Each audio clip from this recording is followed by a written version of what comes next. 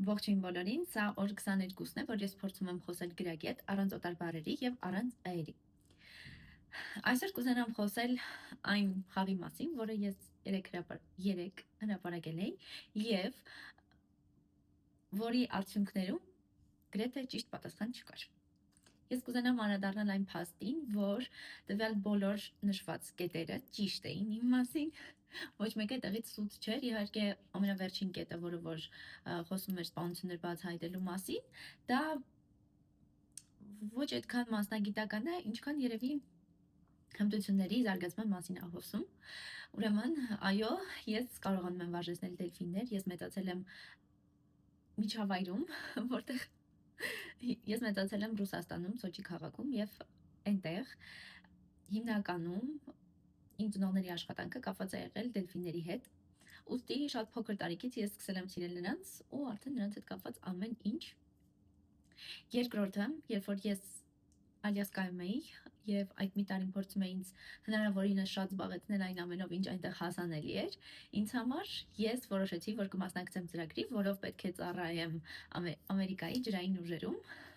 Նաև ունեմ մեդալ, ինչը զարմանալիորեն հաճելի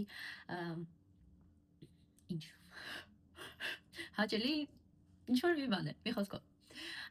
Եվ երրորդը այնտեղ գտնվելու ընթացքում, կրկին Ալյասկայում գտնվելու ընթացքում դպրոցական ծրագրերից մեկում նաև ներառված էր այն, որ երեխաներին սովորեցնում են քննչական գործ, այսինքն մենք կարողանում ենք մասնակցել այնտեղ տեղի ունեցած սպանություններին, այլ քրեական գործերին,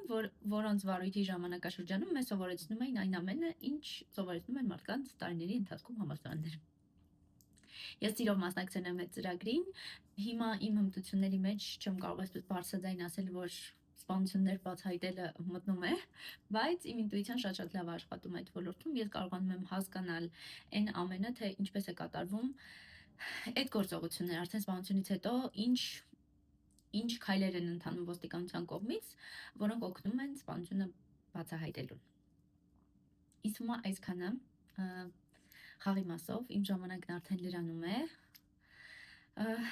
ամենավերջում, չգիտեմ, ինչ ասել, գնահատեք տեսքս, սրանք իմ բնական մազերն են, ես խուճուճ եմ, բայց ես չեմ սիրում նրանց, այնպես որ այսքանը, ես մանրամասն կխոսեմ արդեն մյուս հոլովակներում տվյալ կետերի մասին, կփորձեմ հնարավորինս շատ ձեզ տրամադրել լուսանկարներ, վիդեո